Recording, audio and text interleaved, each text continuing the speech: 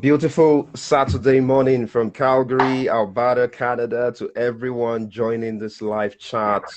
I welcome you to the second episode of the Zuckerville Diaries. It's a series of authentic and no holds barred Facebook Live conversations exploring an array of human interest topics. I'm hoping that this series can be an entertainment, education, and inspiration hub that will communicate positive life values, lighten the burden of everyday life, and inspire in viewers the life transforming choices and actions they need to make and take to live a fulfilling life. I'm excited to have with me today Tokunbo Akintola, Finally. one of the keenest minds that I've had the privilege of encountering on Facebook. For a lot of people watching, he needs no introduction. But for new callers, Tokunbo is the founder of Lagos-based startup Taore Levanya, offering proven expertise in digital strategy, business writing, proofreading and editing, ghostwriting, profile building, and research. We'll be peeking into his brilliant mind and drawing out gems of insight and wisdom as we explore a tantalizing range of themes, including entrepreneurship, donation, family, writing, faith, parenting, and the much needed courage to chase your dreams in 2021 and defy all the daunting odds in your way. Tokunbo, it's a pleasure to have you on the Zuckerville Diaries Bye, today. man. Thanks, man. I appreciate it. It's nice to be here. You're Nice most to be here. welcome. It's a pleasure to have you on. So we're just going to get right into it. When I meet people who fascinate me the way you do, Yeah. I like to know about their background, the kind of values they grew up around, and how those values have shaped the course of their Yeah. lives. You know, and in situations where their outcomes in life have not been a direct product of their backgrounds, what external influences altered the course of their lives for good. So, could you All right. kindly give us an insight into your background? I'm sure a number of our viewers, many of whom are ardent followers of your musings here on Facebook, would love to know Yeah. a thing or two about your background. First of all, I wasn't born in Nigeria. I was born in Eastern Europe, in Croatia, and then my dad went to study. There was a time they were sharing scholarships to Nigerians. They don't do it anymore now. Yeah, The government, that was the era where they said that we have so much money, we don't know what to do with it. So my parents were beneficiaries of I think it was Shagari. Yeah, I think it was Shehu Shagari. So they went. Some were taken to Russia, some were taken to Yugoslavia. Then my parents went there, so they had me while they were studying.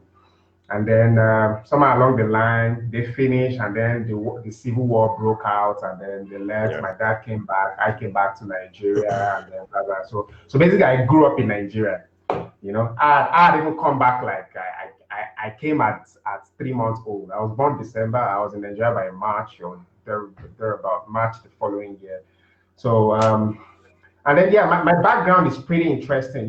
You won't know how much your background shapes you mm, and until you're an adult. And that's why I always tell people that look, your background is not an accident. It's taking you somewhere. Try and find out why you probably went through the things you went through, dealt with the kind of people you dealt with, and then you're wondering why your friends had it different and stuff like that. So I grew up first of all in a very strict background. My dad very strict, my mom strict, and then but one thing I cherish about my background is that I was flooded with a lot of information because dad was an avid reader. I had an older brother who is an avid mm, reader. In fact, so these are people that if you sit with them for 10 minutes, you'll be like, are these people even human? So I grew up with those kind of people. I grew up, and a lot of them were even far older than me. So let me say that I kind of matured early, and then by my teenage, I couldn't really flow with my mates because I was saying things that were, and then so I might be considered an abnormal kid. So, but the good thing about my background, if I'm going to relate it with what I do now, is that it was not by accident. Growing up, exposed to a lot of literature, exposed to Hollywood, and exposed to a lot of content, like beyond my environment. So it's now I'm beginning to understand that, look, there's a reason. I believe in God. I believe that He orders our steps, and that we just need to come to and say, okay, Lord, why did this happen to me? Why did I school here? Why was I born by this kind of people? Why did I go through this? And my peers didn't go through all that. So of course I went through, and then I went through a lot of challenges. Coming from a broken home, and some of the challenges that come with it. Usually in a broken home is the children that suffer the most if the parents don't handle the pressure well. Yeah. So I grew up in that kind of, so all that was part of this. In my scripture says that our parents just they discipline us the way they know how to, and then not everybody can really handle pressure sometimes the way you think or by the book. So it kind of affected a lot of things, relationships, strained relationships here and all that. But somehow I was able to come through all that and then see it as a learning phase, and then it kind of brushed me up a little, gave me a more focused outlook to life, like more discipline, like a time when my play and all that. Yeah, I played, I worked, but I was more focused. Why? Because there's a Yoruba adage that say "Ọmọ tí ò ní bàbá or ìyá kò ń dégbò ẹ̀yìn." If you know that you don't have a safety net at home, you double up, because you know that Yeah. this is you're writing WAEC, for example. You know that before you even got this money for WAEC, you can't just, you have to read and pass this, or otherwise you don't know when just so I was Yeah. I was always on that. I was always on my toes as a result of that. So it kind of formed my destiny in life, that to the extent it's now I'm beginning to relax, and look, life is not that serious. Try and have some fun at that. But most of my life I've always been like, what's the next thing to do? You do it, you move on to the next, you do it, you do it, you do it. And everyone like, oh God, calm down, calm down, calm down. Eat, go to the beach, travel, play video games and things like Yeah. that. So while most of my peers were trying to like do a do we're trying to like do a little work with the play that children know, I was like trying to like balance, put a little play into the work I had to do to be at par with my peers. So it kind of made me and informed my temperament and all that. So it kind of affects the way you view relationship and the way you handle relationships as well. So so that's kind of background I had. I had beautiful parents, but a lot of pressure at home that kind of made me sit up early. And I kind of began to, like, for example, by the age of 17 plus, or before my 18th birthday, I was already independent, up to date, like independent on my Interesting. own, paying my own bills and stuff like that, squatting here, squatting there, made a lot of friends. And then, like I said, this thing about destiny, a lot of those relationships back then are now coming back. Do you understand what I'm saying? To be the new trends of today. That's why if you notice, I always write a lot about relationships. People don't understand that it comes from a much deeper background. I didn't just read a Rick Warren or some self-help book. I know what I'm saying. The relationship, be Experience. careful. Yes, be careful how you treat people, because people go, this world is a circle. People come, people go, people come, people go. You never know. I always tell people, don't look down on anybody. Don't look down on anybody. Don't. If this is not a African magic, this is reality. Don't. As far as there's breath in someone's nostrils, you cannot give up on that person. True. You cannot write that person off. True. That I know personally. The person you call a failure today, a failure at 43, you'll be shocked what God will do in that person's life in 5 years, and then you will recognize them. Take people seriously, take life seriously, take relationships, handle conflict right. You're going to have conflict with people, you're going to have conflict with your parents, you're going to have misunderstanding with your sibling, you're going to have misunderstanding with your marriage. Your marriage your marriage may collapse, but how do you bounce back? How do you gather the pieces? How do you handle pressure? That's what determines what's next. It's been over a year now, I think since you left the relative comforts of paid employment to venture into entrepreneurship, providing business writing and digital strategy services to individuals and corporates, and recently a government client. So how has the journey of entrepreneurship been for you? And what are 3 vital lessons you've learned so far on your journey? Well, see, my own journey, let me tell you, I resigned. I think I officially tendered my resignation. That must have been June 26, 2019. So 1 month notice. So I left, I think July 26 or 27, can't remember.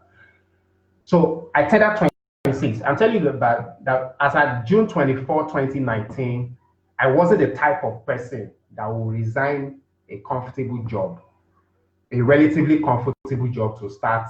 In fact, that period, I used to be as at 48 hours to resigning. I was kind of person that would say, oh boy, it's hot out there. It's hot out there. Know what you're doing. But you know, before we went live, you and I talked about growth. That growth is, you know, we just say, oh, God bless me. And people just expect that when God answers that prayer, it won't pinch you. Sometimes the answer to the prayer is uncomfortable. So certain uncomfortable things will happen to you. And you don't know, people miss out on it. They don't know that God is answering your prayer. Do you understand what I'm saying? You say, God bless me. And then all of a sudden, after that prayer, a month later, your boss just hates you for no reason. And the boss just say, like, I just don't know why I just don't like you anymore. and then before you know it, you are considering another job. And then before you know it, one thing leads to another. Before you find yourself in another place, and then they are paying you like ×4, and then I say, hey. Then 6 months later, you say, oh God, I saw what you did there. So that was the answer to the prayer. All that politicking and all that. So 2 days to that time, I was that kind of person. But some things happened, and then I was like, oh boy, maybe I should just eat this frog once for all. Let me just eat this frog and leave. And then the only person I was worried about was my wife. That, of course, any other person can talk, but if your wife is not okay, because that's the person you wake up to every single morning, that's the only thing you'll be hearing for the rest of your life until you make the next move.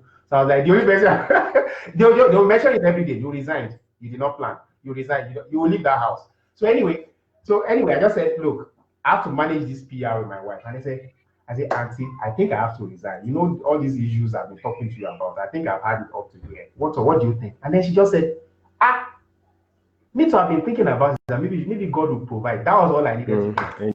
The next thing I was WhatsApping the HR director. I was like, bros, I just said I should inform you because you're my bros. I'm resigning tomorrow. Just a matter of courtesy so that you don't hear it from your subordinates. And they are, you know what, let's talk about it. I hope you're okay. That's why I dropped my resignation. The day I dropped my resignation was no, sorry, that's not the day. Prior to that time, I didn't know. I don't know till today. I don't know how the business started. I just know the business started. I can't say this was what I did. But 3 months to that time, somehow I already started doing CVs for people. See, God always gives a soft landing for certain moves. He will usher you into it. He will usher you into it. But a lot of people don't pick up on the signs because they are fixated.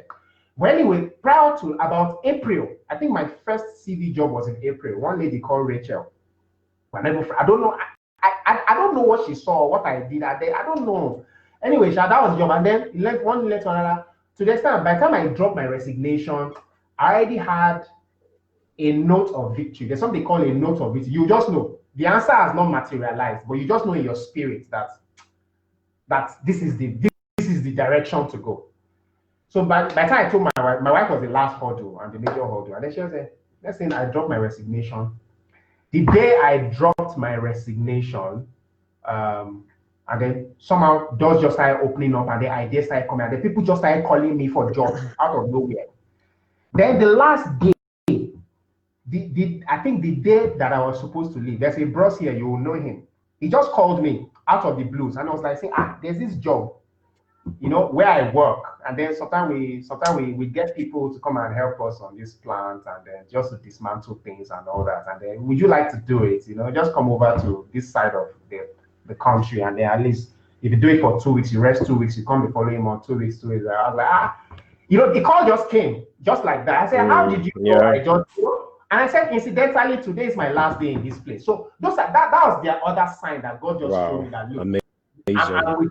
I'm with you on this journey. So, and then see, a lot of people say, oh, I resign, and then for the first 4 months, oh boy, I saw hell. I won't lie, that is not my case. I know those are the kind of stories that kind of wow people, because people are comfortable with the familiar. You resign your job, you suffered for 6 months, and then somebody gave you contract, and then that was not my case. So I was eased into it. I didn't suffer for any. This suffer. So I don't know how to run a self-help seminar and they say the hard things and they tell people how they suffered and swear and then breakthrough. That wasn't my case. I just went from one level to the other. So if you're looking for that kind of story, I don't have it. Because why? See, I cannot mention this thing without God, without saying God was part of it. Yeah, and I'm just saying it in a sense, because I did stuff. I said some kind of prayer. I did some kind of prayers. I opened it to some kind of scriptures that so Kinshoju last song Nimofi Bere business. Let me just say it like that. Me as a Christian, it wasn't anyhow. I didn't wing it. Do you understand what I'm saying? So God has been part of the journey. So for the past 1 year, 1 year and a few months, that I don't have those kind of stories to tell that I didn't. It just actually, and then one thing led to another. One thing. I'm not saying, see, and this thing is not measured in money. I mean, like I said, I'm just, in terms of the salary, in terms of what comes in money, I'm just a little better off than I was on the last job.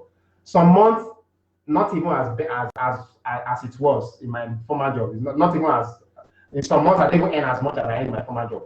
But I feel richer in the sense that I'm seeing strategic relationships coming my way. And earlier on you said your network is your net worth. I'm seeing strategic relationships that I wasn't open up to. Some people come your way and you can see where this kind of relationship can lead to. Just what I'm saying. So that's why I said that, look, I'm better. So whenever I write to the Lion Field, I said, look, I'm better off than I was. It's not because maybe money or naira. It's like because I'm seeing certain things that, look, it's about relationships. First of all, about what you're learning, the opportunities that you are seeing. God will show you opportunities, And then, so for the past one year, few months, it has been good. Let me just say it. So as an entrepreneur, it has been good. Now I give jobs to people. I give jobs out. I outsource jobs, and then and I can see opportunities. People are already pegging me down for some jobs that I know that these things are strategic. The first commandment God gave Adam says, subdue, have dominion. And we we as believers operate in the kingdom. And one of the signs of the blessing is strategic placement.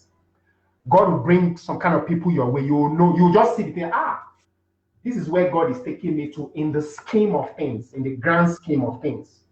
Things that will affect a larger number of people beyond you, beyond your needs, beyond your immediate family. So far, that has been the situation in this past 1 year. I don't have any story of suffering. I never suffered. In fact, when I was an employee, there were days that I would be flat broke. I have never been flat broke for the past 1 year. But I was flat broke as an employee, like flat broke that there's nothing. That there's nothing. And this is a salary here now. There's nothing in my wallet that I have to say, guy, I beg, you're paying me next week. Quickly borrow me 10K, I will give you back. That has never happened since I left paid employment. And those are the signs God gives you that, look, calm down. Someday, and I'm not saying there hasn't been days I woke up and I'm like, Lord, I've just 10,000 to my name. I mean, since I started this business, I say, how are we going to do it? See children and 10,000. And then the next thing, and then you're praying, I said, God, I thank you, Lord, I thank you, I thank you, I thank you, I thank you. And then next thing, someone calls you, and then another note of victory comes and say, hey, I'm on the right path. Because let me just say it has been a journey of faith. Let me just say, but I know that I've never had reason to beg in the past 1 year. But there were times when I was an employee that I had reason to beg. I say, oh boy, you don't hish, borrow me. That has never happened.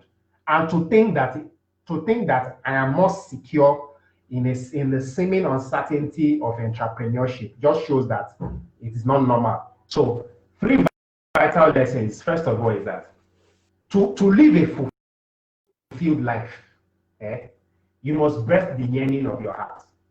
That's that thing you yearn for. Everybody has a yearning. But the problem is that most human beings suppress it because what they yearn for seems to be bigger than them in terms of the resources around them and the relationships around them. So they suppress it and they just settle for that life, the life of the one they can reach, the one they can attain. So first of all, you need courage in life. You need courage. You need courage in life. First of all, courage. Number two, a lot of people miss this. Number two, the right relationships. Sorry.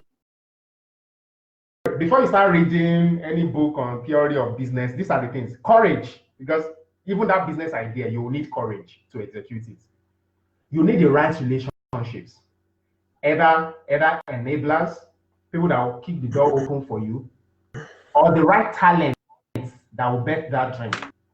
You know, the right talent that will bet that dream. My pastor, Pastor Koji, once said something. He said something some months ago. He said, look, the key focus of you as an entrepreneur is to recognize talent. That's the key focus. It's not you doing the job. The best entrepreneurs, the best business, go and check it, whether it's Mark Zuckerberg, whether it's Elon Musk, they are experts at hiring the right people. That is the secret to their this thing. So courage, number one, relationships, either by spotting the right talent or by recognizing helpers who may not be Adenuga. It could be your bricklayer. It could be your bricklayer. It could be just what I'm saying. The ability to recognize the right relationships and source the right talent for your business.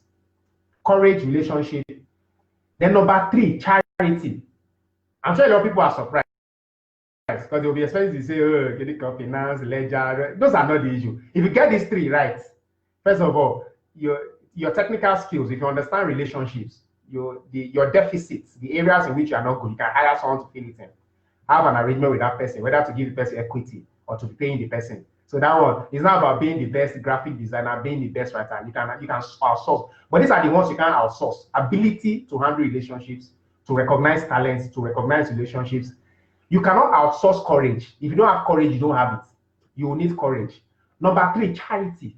People don't know this. Look at all the successful people in the world, even the ones that call themselves atheists. Bill Gates, they do charity. All of them.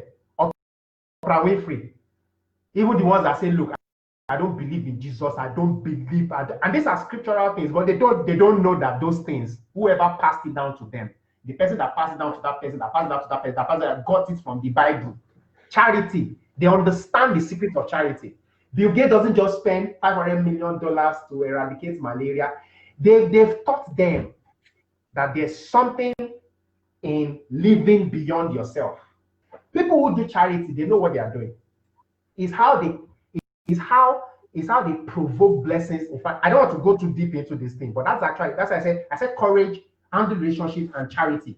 Giving to the poor, helping the poor, helping those who cannot pay you back. Those are the secrets.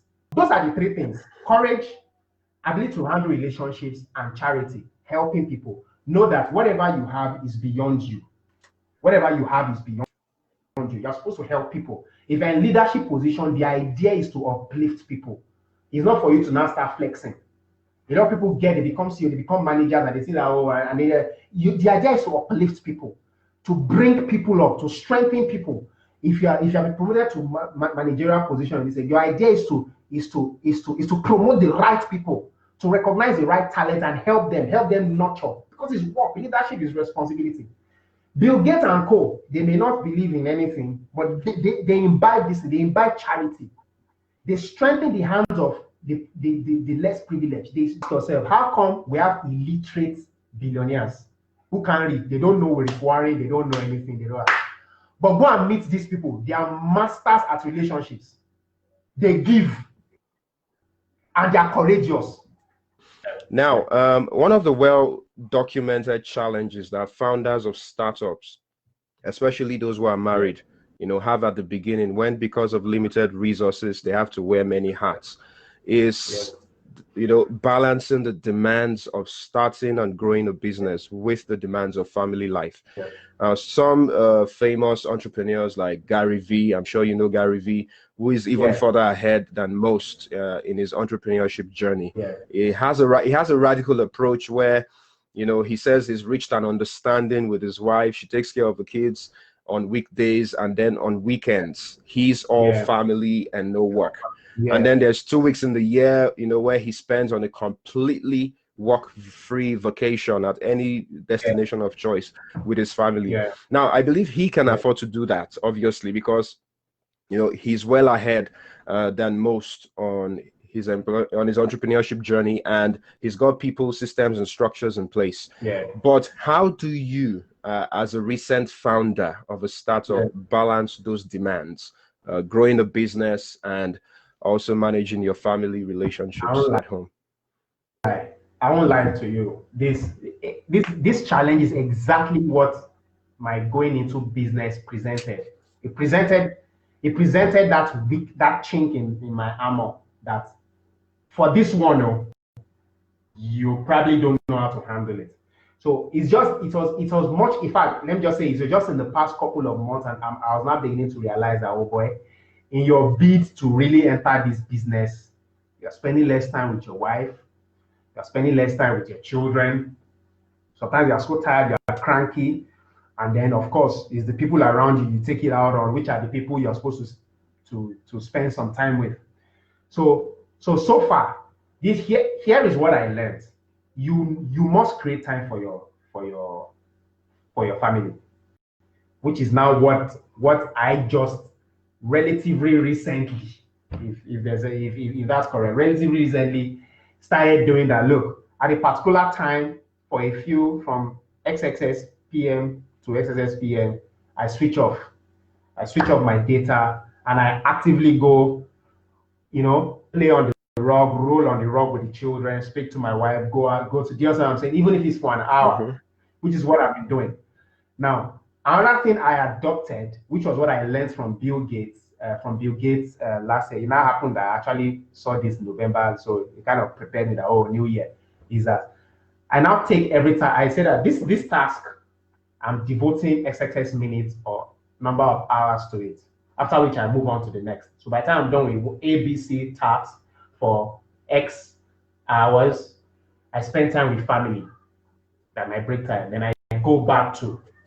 So basically, that's just how I've been doing it. You need to structure it just like the way you structure your school timetable. Let me just say it.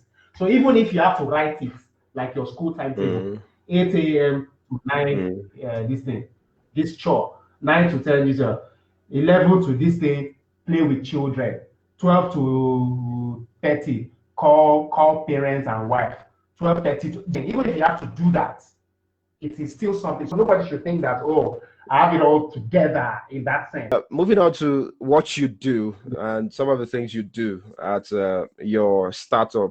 You do CV revamps for professionals at different levels of their careers, from corporate greenhorns who are just starting out in their careers to corporate executives who are well-heeled. Now, there might be someone out there who's watching us now who has submitted countless resumes but hasn't gotten a single call back from employers. What are some of the common mistakes that you've observed job seekers make in their resumes that might be putting them at a disadvantage with recruiters? Okay, so I think the first the greatest common mistake is to use the same CV or the same CV as it is for all job applications. I think that's for every job application, you should tweak your CV to suit. You know what I'm saying? You should tweak it. So you may have a you may have a general template for a category, like maybe like you're in customer service. You may have a CV for customer service, but for every company you apply to, try and tweak it a bit. These are things you can do. You can call a professional to do one. Say, okay, this is my industry. This is my career. So it's for HR. Just do me a HR CV. But you probably can't afford every time to get a professional, to pay a professional to write for every job. But at least even if you have a one template for your industry, try and tweak your CV for each role. So I think that's the first thing they make. Then number two is that they don't read. A lot of job applicants don't read the job description, the job advert, because they just think, oh, we're looking for customer service. This person must be there. They don't know that employers also put keywords, the kind of keywords they expect to put in that CV. And the reason we talk about keywords is that in their own applicant tracking system, those are the commands they give the robots by which they see CVs. You know what I'm saying? So if you don't put those keywords in that CV, they will not see it. It's not that it's not wickedness. It will not sift it when the applicant tracking system shortlist the CV as a robot. Your CV will not. So it's not that a matter of, oh, they saw it in one wicked girl there, one wicked woman, one wicked man. No, it's that they didn't even see it because it had removed it. It had selected based on the keywords used. So they don't use keywords, they use generalized CVs. And then number two, of course, poorly written CVs. You know, a lot of people to be a job objective.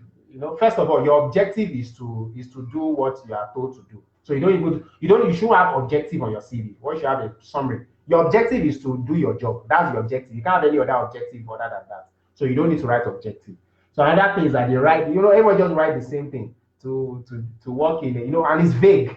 And let's say, to work in a dynamic environment where my talent can be put to use. That's very vague. Do you understand what I'm saying? So but a lot of people don't know that the average time spent on a CV is 6 seconds. So the first 2 seconds is what will determine whether they will spend more than 6 seconds on your CV based on how you presented it. So a lot of people don't know that. So 6 seconds, but a lot of people think that, oh, my CV, look at me, I'm a superstar. They will spend 30 minutes on my CV because it's my CV. It's not like that. Nobody can see you. Nobody, even if you put your photo there, you are biracial, you look fly. Nobody's special to the recruiter. It's when you start the work and they're not asking you. Maybe that's why you now have husband or wife to marry. But at that moment, you're not special. So just give them what they're looking for. When you enter the company, you can now start displaying your wonderful self. So so give them what they want. The keywords, give them a well-written CV, address this thing. And then I also tell people that, look, don't just submit a CV. Don't just submit a CV. Try and back it up. I said, look, try and back it up with a business case. There should be another supporting document, even if it's a PowerPoint presentation that will say, look, if you employ me, this is what I plan to do. Just go straight to the point. Don't be vague. If you employ me for this role, I've researched your company. I discovered that this is what you guys need based on this role. From my role, this is where I can contribute to your needs. Just I say in the next 3 months, I'll do this. By 6 months, these are the expected results. If you back that, it shows that you went the extra mile, because most people will only submit CVs and cover letters.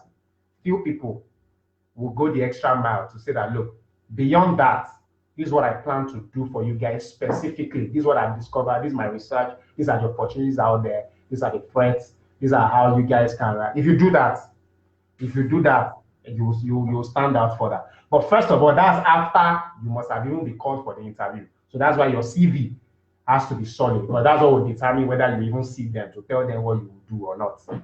You get so a well-written CV. Take care of the keywords. See, it doesn't cost much. Get a professional just to do your CV once for all, even if it's to do the CV so that you now know what the CV is like. And maybe after that, you now start doing it yourself. But so yeah, that's just my advice. So Tokunbo, now I have had messages from individuals who tell me that they've graduated from university for 5, 6, 7 years sometimes, and not gotten a single job in their fields since graduation. Yes. Many times they are requesting financial assistance, which I offer, whenever I'm able to. But I can't help but feel that my occasional financial support is a stopgap that doesn't address the real underlying issues. So, in your opinion, what should long-time and fresh graduates be doing to position themselves for success in this incredibly competitive global marketplace? What you should be doing while you wait is improving yourself. Improving yourself. Don't just say, "Oh, I'm waiting," and then I just cussing Buhari while you wait and say, "Oh, Buhari is." Just what I'm saying. Try and improve yourself in the sense that what kind of jobs are you looking for? What kind of jobs are you looking for? What are the skills you need? Try and learn those skills. Nowadays, you can learn almost everything on YouTube. Do you understand what I'm saying? You can learn almost everything on YouTube. Look for those skills. Go to Udemy. There are free courses. Do you understand? Develop yourself. Do you understand what I'm saying? So by the time you develop yourself further, and then those are things, and then another thing you can do is while you wait, volunteer somewhere.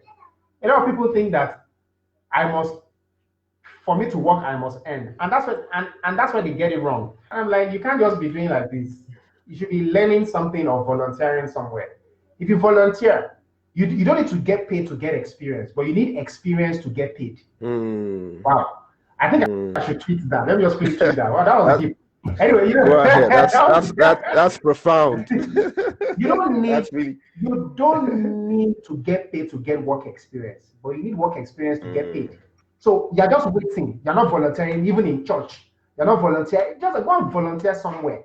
Because what people don't know, people just thinking, "Oh, I must be paid. It's naira, naira, naira." What people don't know is that, first of all, when you volunteer, you get the work experience that will give you an edge over a fresh graduate. Most fresh graduates most people just come from their parents' house to school, from school to labor market or office. No experience.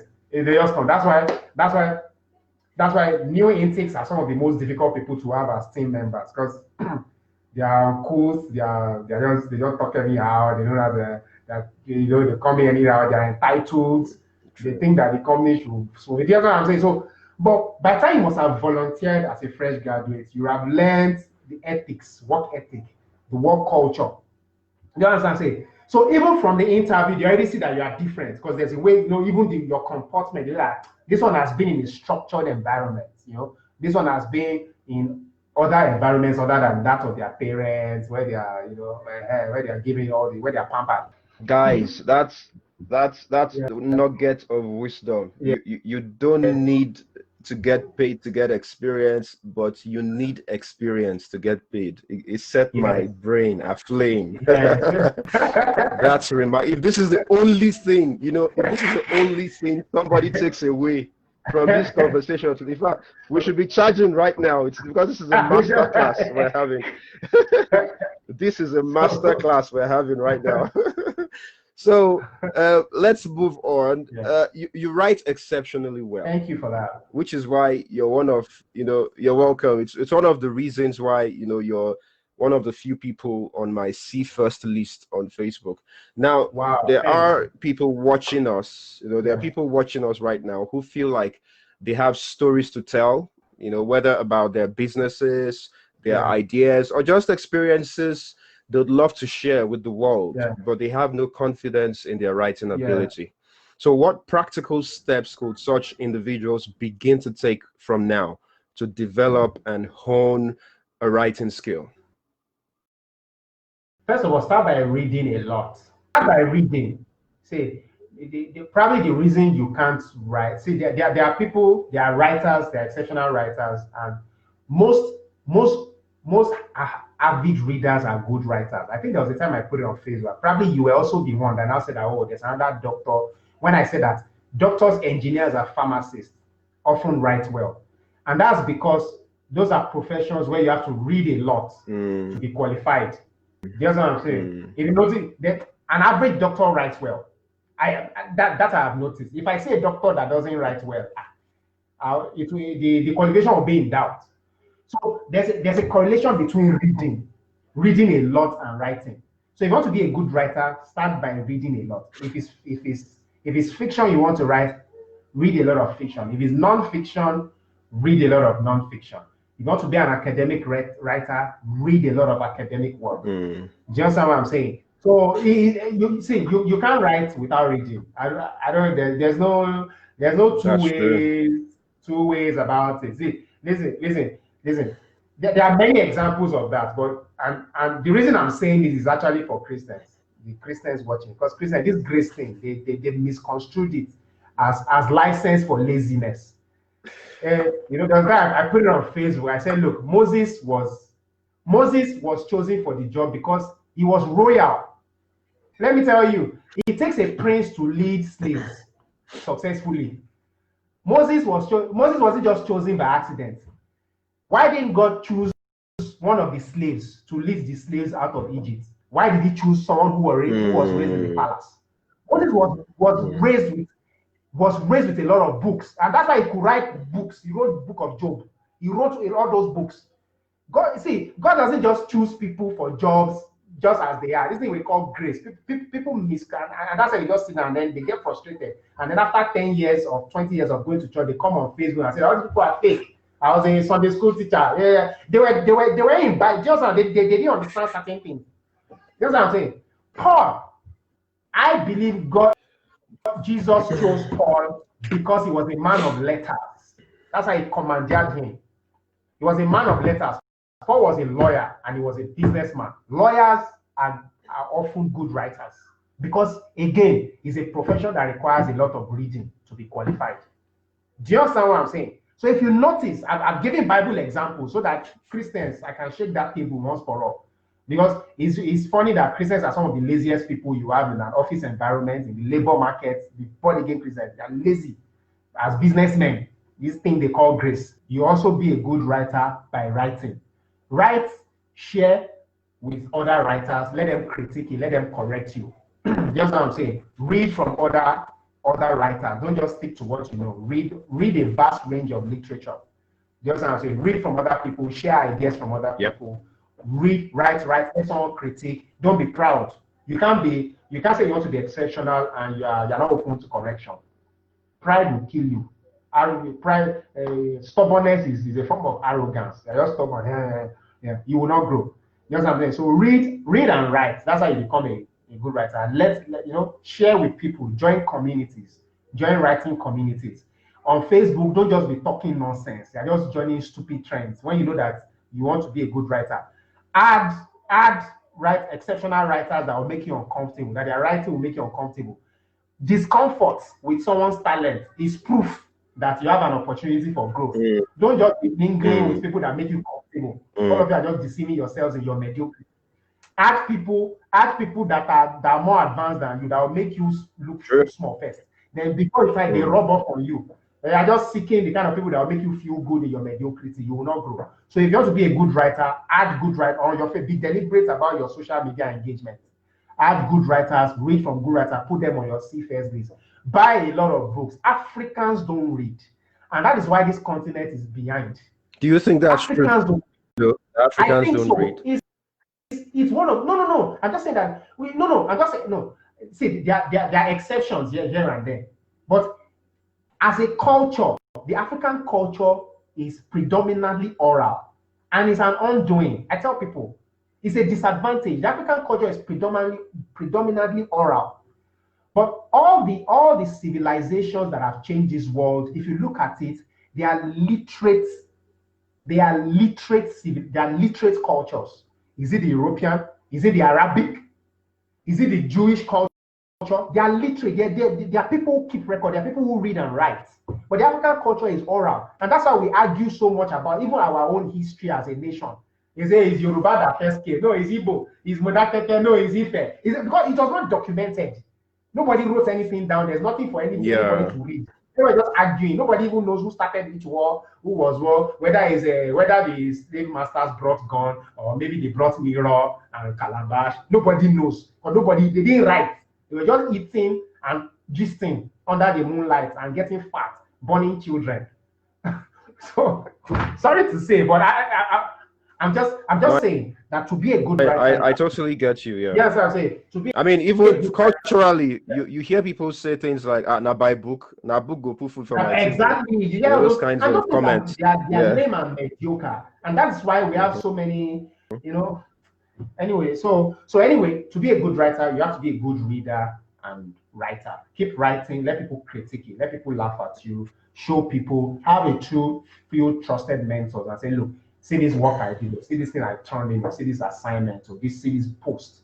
Let me look at it. They give you feedback, and that's how you improve. That, Thank you. You're spot on. I remember there's one of my most favorite quotes is from Professor Wole Soyinka. So who better poised to give you a counsel on writing than Africa's first Nobel laureate for literature? And he said the best learning process of any craft is to look at the work of others. The best learning process of any craft is to look at the work of others. So when you say read, if you want to be a good writer, you need to read good writers. If you want to be a great writer, you need to read great writers. There's no shortcut to it. I remember, I remember when I first joined Ovation International magazine.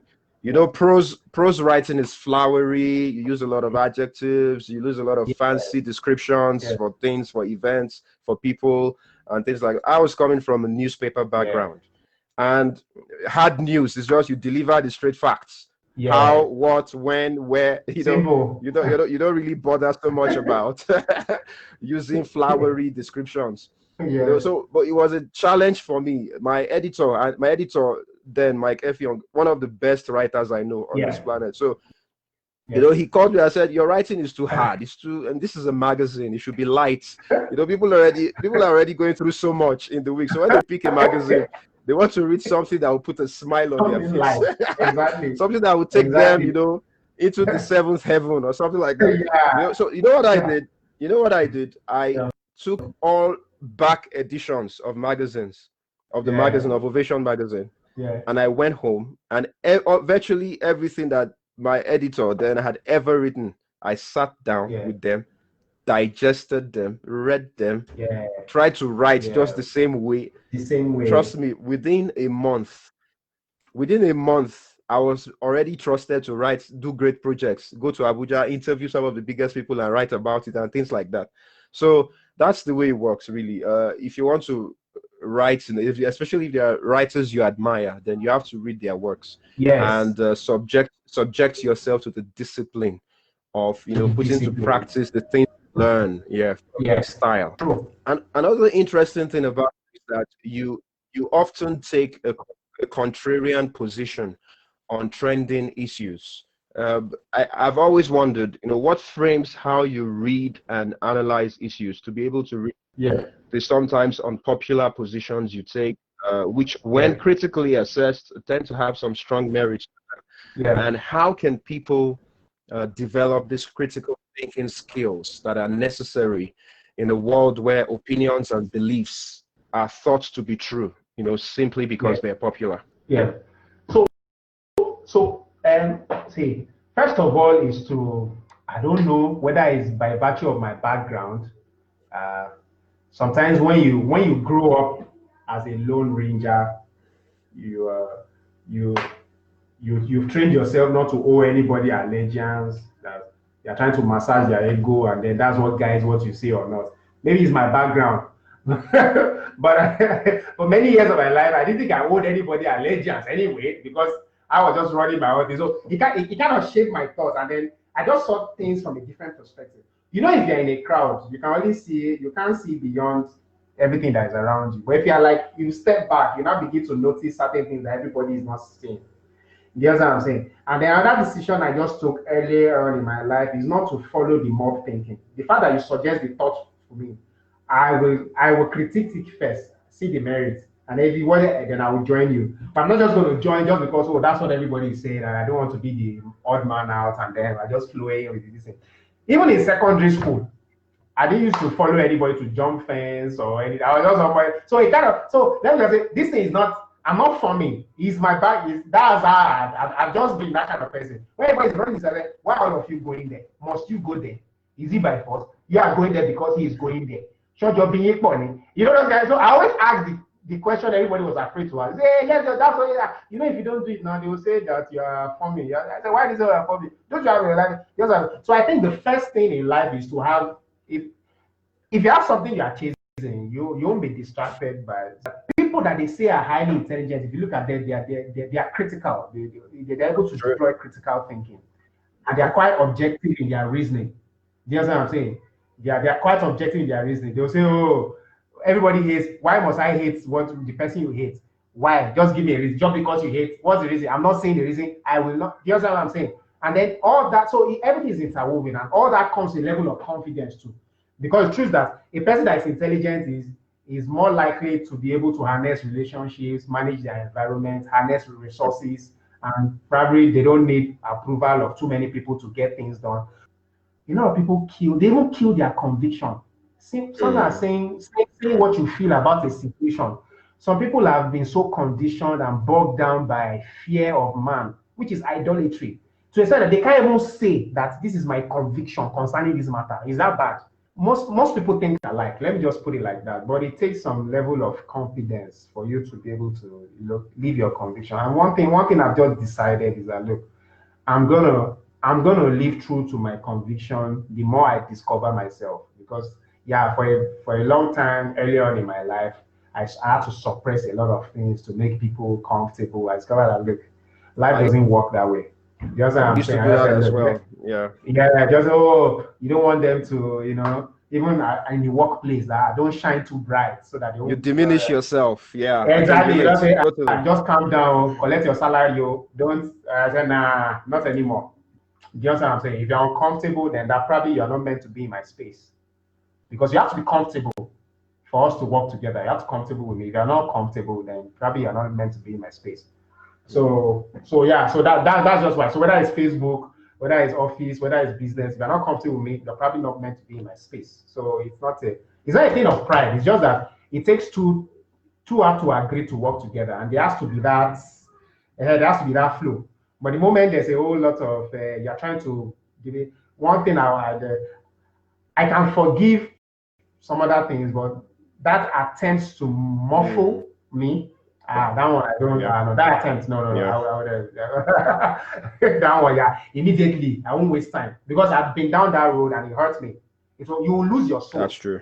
That's why when Jesus said, "What does it profit a man to gain the whole world and lose his soul?" He was actually talking about it in this context.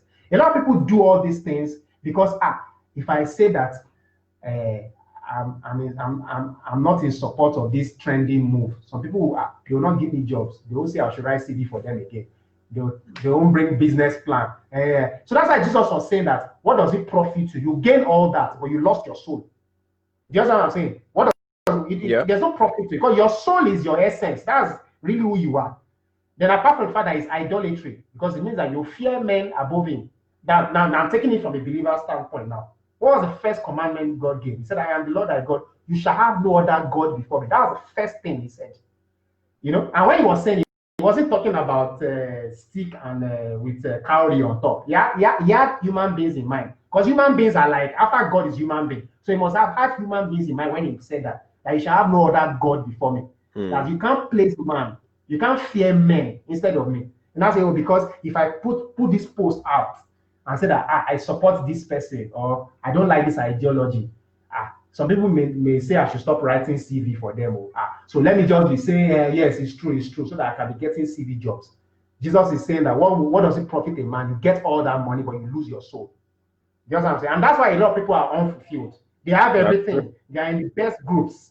They are in the best. They are in the happening groups. They climb to the top of the ladder, but they are still unsatisfied. And that's why you have a lot of people. A lot of things we see on social media is frustration expressed. It's hidden frustration. You're a father of two girls, and they obviously are growing up in a world that is vastly different from the one we grew in the 80s and the 90s. They have lots of issues, ideologies, and trends to contend with, from feminism to religion to political correctness, online trolling, revenge porn, teenage suicide, cancel culture, LGBTQ rights, rape, sexual violence against women, gender bias. I mean, untold, things to confront with in their generation. How are you talking to your daughters about and preparing them for the ever-evolving realities of the conflicted world that they are growing up in? Okay, so the first thing, what I've just been doing is just first of all being there for them, because a lot of people that cause problems, like all these youngins that cause problem on social media, is because there's a vacuum. Something was not filled. A lot of them, if you look at it, most of them were probably raised in troubled homes, troubled homes and things like that. So first thing I do is try and be there for my daughters. I try, try, give them the attention, the love they need, and of course, try and train them. Very important. And then another thing is that we as parents must learn that children don't just grow up. It's not just about giving them food, paying their school fees and all. Children should be raised. Children should be brought up. So which means that there's a deliberate input. Yes, there's a deliberate input into it. It's not just you just watch them grow and then they just grow wild. That's actually what it means to grow wild. You were not cultivated, you were not formed, you were not mentored. So I have no fear for about what is 2035 going to be like. My children, they may be found on Twitter and all that. There are some things I do, and I know that certain aspects of these things, if God is faithful, He does not fail. In the end, everybody will find their path, and then will find their calling and their place in life. You understand what I'm saying? So it's about being there for them. First of all, you have to love your children, and people hear love, and then what comes to their mind is tender, rosy things. Love comes with discipline. If you love someone, you discipline them. True. You know what I'm saying? That's why Paul said, look, if you're not disciplined, that means you are being treated as a bastard. If you love someone, you want to bring the best out of them. It comes with a lot of discipline, and discipline is not often enjoyable. Like for example, your kids will have to do well in school, which means they have to read. Children naturally don't want to read. They don't like routine. Well, you need to make them understand that, look, I love you. That's why I'm placing you in this strict routine, because the future, you need to be formed for adult life. It's not all the time that your parents will be there for you, paying, footing your bill, giving you all that safety net and all that. So the best way is that routine. Adulthood, part of maturity in life is discipline, is routine. Another thing I try to make them understand is that they need to be sensitive to their environment, and to people. You need to understand that people have feelings, people have needs too. That the world, you're not the only one in the world. You need to be respectful of people. You need to know how you talk to people. You need to consider that people's feelings. Do you understand what I'm saying? So I think these are some of the things that I think a lot of, especially the generation of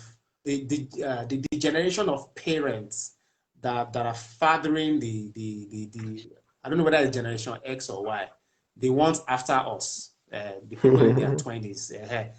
That generation, they were too busy to raise children. I know that, they were too busy to raise children. And that's why their children just grew up. And then, unfortunately, internet came. So everything is just, their children just grew up. They were just attending conferences, building this meeting, that meeting, board conference. And then these people just grew up. They're not the ones causing problems on social media. They were not raised. They were not mentored. And that's why everybody is looking for mentor online. Oh, you're my mentor. Someone just meet you. You don't even know what the person is doing. Just because the person has a good social media presence, and then you're a mentor. You're talking about mentor. You don't know. Do you understand what I'm saying? It just shows that a lack of people don't even understand what mentorship means. They don't know how to even identify the kind of people that can help them. Do you understand what I'm saying? And then expectations are now low because the standard was not passed down. The standard was not passed down, and that's why there's a lot of gap between generations, and that it seems there's so much gap. People in our parents' generation that look like, what's going on? What has happened? What did we do wrong? How did we do? The other saying, the standard is just discipline. The threshold for adversity is so low. You know, any small thing, people are drinking sniper for half of the things their parents went through. Do you understand what I'm saying? And then the next thing, oh, they're crying, they're coming on social media, help me. And then there's a small quarrel, everybody, they're exposing chats and all that. You know, the threshold is just low on different parameters. Because why? The routine, they were not exposed to routine. They were not exposed to discipline. You understand? They were not exposed to correction. You know, they probably thought that, oh, life comes to you rosy, not knowing that, you know, you make life happen.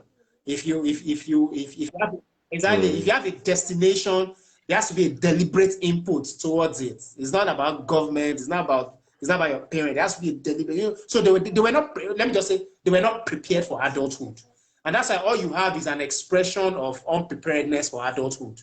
You know, the revenge porn, the calling out, the sobbing, the unveiling. You know the immaturity, the gross display of immaturity. People they're not prepared for adults today. You know, they were not prepared for the fact that, look, adults step on each other's toes. There's always friction. There's always office politics. There's always office. There are times you'll fall behind on your bills. It's part of pressure. Those things are to build character. They were not prepared for all those things. You know, their parents just paid their school fees, fed them, bought video game, bought sneakers, and then they just pushed them out into adulthood. They were not prepared for it. So that's what we are saying. So what I try to teach my children is to try and make them understand. First of all, be sensitive to environment, be sensitive to people, and then I'm beginning to expose them to routine. But of course, I've also learned that, look, as African parents, we tend to be too hard. Corporal punishment. Everything was just from the colonial treatment. You know, colonial masters, you know, and that's why the baby boomers were some of they are the protagonists of the African parents narrative. Is the baby boomers. Exactly. Because they were raised by people who worked with colonial masters, and everything was just tough. Then unfortunately, they met civil war, so they are just tough. Everything is just hard. And that's why I say you must read, fine, read. But there's also an element of socializing your children properly. You know, there's a balance between working, playing, socializing, so that they are complete whole adults. But thank God that we're not going to unlearn that. So, but sadly, there's a generation between age 21 and probably 37 that were not really exposed to the requirements of adulthood, and that's why there's so much, and social media is a vehicle by which we can see the lapse, because now everybody is able to express themselves. Yes, everybody is able to express themselves with the anonymity that it provides. So that's why you are seeing that. It just shows that something was lacking somewhere in the way a lot of us grew up. Do you understand what I'm saying? People are not prepared for adulthood. They're not any small, and you can't go through life without adversity. You will face challenge, you will face roadblocks, you will face setbacks. Do you understand what I'm saying? But a lot of people are not prepared for it. Do you understand what I'm saying? So that's what I try my best without transferring the overly how can I say the harsh upbringing I had. I tried to soften, I suspended on a lot of things, and then take out what the good things I learned, dish it to my children, try and balance things. Do you understand what I'm saying? So parents are always learning. Parents are always, God is the only perfect father. We can only do our best, but I try my best. Sometimes just I'm saying, I try my best, and that is why the one I can't do, I pray for my, I have a confession, I pray for my children, I have a watch, I pray, I confess, I declare, and that's true. I cover them, I cover them spiritually. There's a lot of emotional fragility, in about the couple of the generations after us. People are not resilient. People cannot face up to, they weren't raised. They weren't raised to deal with adversity. And adversity is built into the fabric of life. You will need to overcome adversity.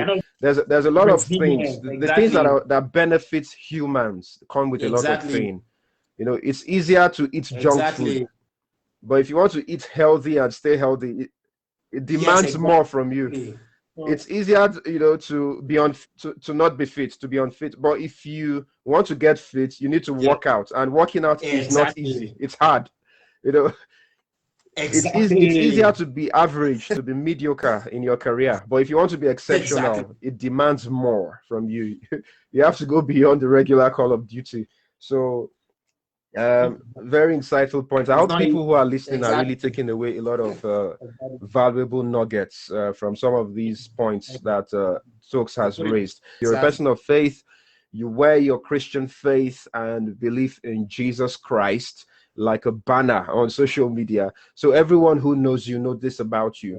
But you also do not suffer fools Yes. gladly when it comes to elements of religious bigotry. Neither do you condone, that stereotyped, self-righteous, Yes. Pharisaic disposition to Yeah. the Christian faith that Christians are wont to Yeah. sometimes exhibit. So I wonder, you do have an unconventional view, an approach to the Christian faith. So what influences this? I don't know. I don't know really. I can't really say this is it. They're probably um, um, the kind of probably probably the kind of experience I had that opened me to some questions as a Christian that question certain aspects of the faith, and then because it's the kind of questions you answer that will Yeah. determine the you ask that will determine the kind of answer you get from God. Elon Musk creates a time travel machine, Yes.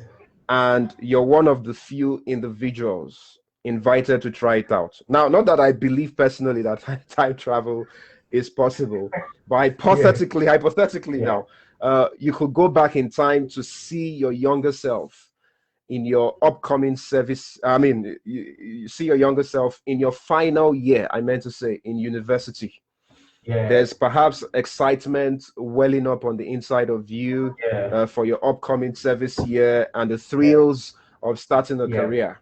Now, with the benefit of hindsight that you've gained, given all of your exposure and experience over the years, what advice would you give to yourself in the final school year? Go and learn office politics. Learn office politics. A lot of people don't understand that the workplace is an integral part of a human being. They don't understand it. You just go to work. I'm just here to collect my salary. You are missing. That is part. The workplace is see, see, the family, the workplace. Those two places, if you look at it very well, there was one book, one post I wrote. I don't know whether you read it. I said that if you look at everybody's life, just think about all the people that have influenced you. They are either schoolmates, relations, or I think I mentioned the third one. I can't remember that place. But anyway, your school and the workplace. So as I was graduating, and after I say, oh boy, go and let someone teach you about office politics. Because office politics, people don't know. We will just say office politics and we say so many things, and then, oh, I just want to close and go and eat shawarma and watch movie. You are missing. You deflect a very crucial aspect of your life, which is the workplace, working with people, working on an objective, getting. Do you understand what I'm saying? So I said, oh, office politics. It took me years to understand that talent is not enough. It's not just you have degree, you can work, you are sharp, you came out first class. Oh boy, it's not enough. For many years, the least qualified were getting the jobs, were getting promoted. You shout nepotism. Nepotism is because this person is. But go and look at those people. They are experts at managing relationships. Just that they are experts at managing pressure. Whether it's a woman that your guy wants to sleep with, or it's the guy that wants to, and then somehow they manage all that, and then they come out intact. There's something about character development that is priceless. You get character development in the family, you also get in the workplace, you get in school. The school is the top place. Family, school, and workplace. Those are the three places. So I have said finally, I said that, oh boy, go and learn office politics. If you can master office politics, you will succeed in life. As you can master with your dignity intact and your career progressed, that person is a complete adult. So that's what I would have told myself. It took me years to understand that talent is not enough. Talent is not enough. It's how you're able to navigate adversity, relationships, how you're able to navigate ambition, other people's ambition. You understand what I'm saying? How you're able to navigate other people's expectations, their ambition, positive or negative. Are you able to, you know, jealousy, envy, strife, Yeah. especially strife. Do you know what I'm saying? And then you come out intact, and then not just intact, you come out even more victorious. If you can do that, if you can master the workplace, I think 70% of your success in life. So that's why people that deflect issues at work, they are never fully formed adults. If you deflect issues at work, you keep deflecting. You just say, you're hiding, the badger you small, just give me my salary, let me go. You are deflecting an opportunity to form character. So final year, that's what I have told myself. Office politics. Go and learn it. Interesting. Spot on. You hit the bullseye. Talent is not enough, like I dropped in the comments. It takes more than talent to succeed in career or business. Relationship management, and character development are just as important, and if not even more important, in some contexts. Thank you so much for that. Now, from where you stand, final two questions. From where you stand, what's your assessment of Nigeria and the future of Nigeria as a nation? Do you think we will still have a Nigeria in 50 years, or do you think the people clamoring for self-rule, self-determination for the different regions will have their day? No, first of all, we'll still have a Nigeria in 50 years. The truth is that many countries, the USA we talk about today, they were like this decades ago. There was a time the USA, they too, they were all sorts of, with slavery and all that, they too, they were like, you know what I'm saying? They were just one barren land and all that. So I think, like I wrote in 93, 94, I was young, I was dependent, but I remember that it actually felt like this. And then bread was only 3 naira. Bread was only 3, 4 naira, but it felt like, oh boy, this world is coming to an end. That was in my own lifetime. Okay, that was the second wave of mass emigration. The first wave of emigration was as a result of the scholarships given, which was my parents that time. That was the first wave of emigration. The second wave was actually that June 12, 94, 93. That was the second wave when the oppression was at its peak. It was, oh boy, this country, they won't kill us. And then a lot of students started leaving. So as a conscious human being, my first wave of the Jackpot syndrome was 93, 94. A lot of people, even one of my cousins left to Canada that time. That time, Canada is not like now. Canada was actually looking for Nigerians, where they would say it's too cold. But that's by the way. They were actively looking. They were saying that Nigerians come. We need people. We need nurses. We need you know what I'm saying? My cousins left. So, one or two of my cousins left that period. So, and then it looks like, and then somehow Abacha died. Obasanjo came, and then there was a period of plenty again. Then Jonathan came. It started declining, but Jonathan actually came to patch it up. Jonathan came, patched it up, and then Buhari came, and then everything scattered. And what I'm just trying to say that whether it is PDP, whether it's APC, whether it's Buhari, whether it's Jonathan, life in itself is in seasons. Every human being, every group, every nation will have a season of plenty where they need to sow, and a season of harvest where they can only reap what they sowed in the season of plenty. Successful people and nations are the ones that can utilize, that are good at utilizing their seed time and harvest. And I'm telling you that from 2023, whoever is coming, I don't care who that person is, they will discuss some things. So I'll say, oh boy, things are changing, let's at least work. Let's do something. They might still be stealing for the next 1 or 2 decades. The good thing, what I just learned in the past maybe 2 tenors is that the average Nigerian citizen is more conscious, and they now have the tool to air their voice, which is social media. With this tool, the country can only get better. Yeah. So assuming we had time to talk about this, I would have asked you if you were simply expressing hope, or there are actually seeds being sown by today's leaders that will guarantee future years of harvest for the country. Okay. But I'm sure that will be a topic for another day. Yeah. One cannot deny the gains that the feminist movement has made in the world in terms of advancing the cause of women equality. And obviously, for a long time, the world has been skewed to favor men. There's no doubt about this. The fact that we are just having the first female vice president of the United States in in the 200-year history or more of that country. It does speak volumes. Yeah. And that's a country which is the bastion of democracy and the rights, human rights and self-determination, and being able to fulfill your dreams and all of that.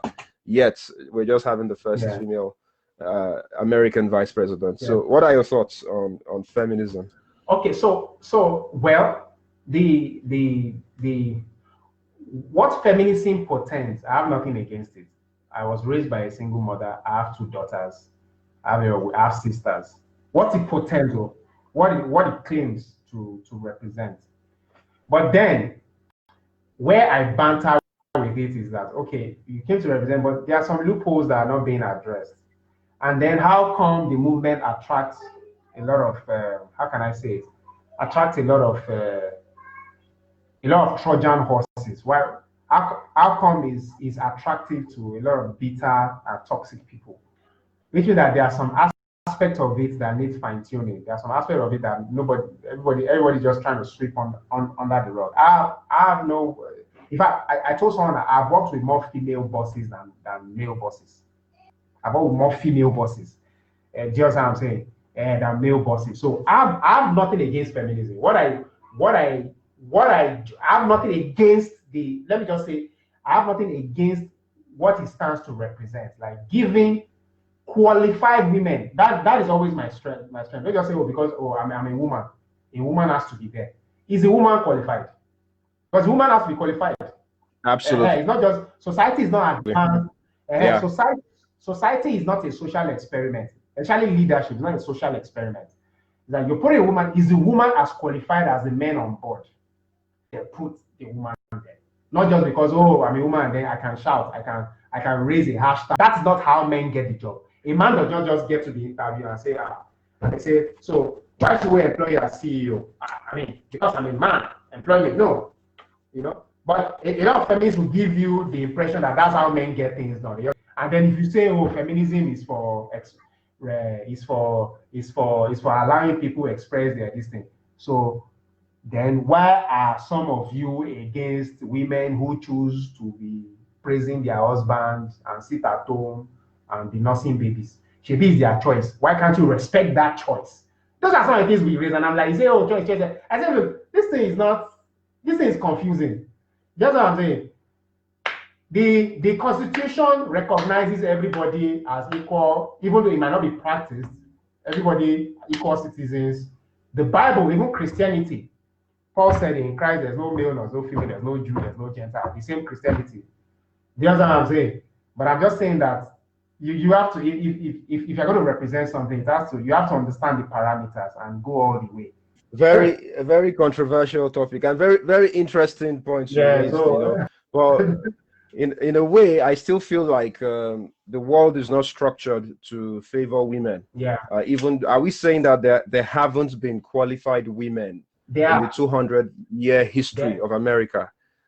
So maybe women don't stand up enough. Maybe they're not putting themselves forward enough, or maybe they're not getting the opportunities to showcase the platforms, to showcase what they can do enough. So maybe men do also have a role to play in making sure that the world is a more equal one. For example, during the COVID-19 pandemic, hundreds of thousands of women had to leave their jobs to take care of their kids because it became a battle combining remote work with parenting, because a lot of children were also homeschooling.